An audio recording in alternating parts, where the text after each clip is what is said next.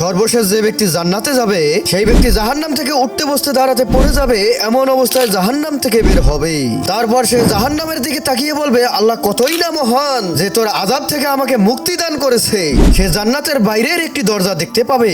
তখন সে মহান আল্লাহকে বলবে, হে আমার রব, আমাকে ওই দরজার কাছাকাছি নিয়ে যান যাতে করে আমি তার ছায়া নিতে পারি। তখন আল্লাহ তাআলা বলবেন, হে আদম সন্তান, আমি তোমাকে যদি এটা দেই তাহলে তুমি আর কিছুই চাইবে না তো?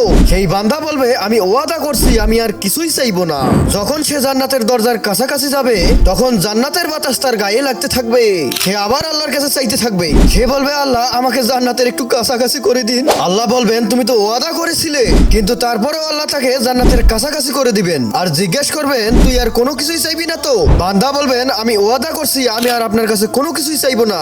যখন সে বান্দা জান্নাতের কাছাকাছি যাবে ও জান্নাতীদের আওয়াজ শুনতে পাবে তখন সে আল্লাহর কাছে আবার বলবে, হে আল্লাহ, আপনি আমাকে জান্নাতের ভিতরে প্রবেশ করিয়ে দিন। কিন্তু তারপরেও আল্লাহ তাকে জান্নাতে প্রবেশ করিয়ে দিবেন। দেখেছেন আমাদের আল্লাহ কতই না মেহেরবান। এখনো কি আল্লাহর রহমতের উপর কারো কোনো সন্দেহ আছে?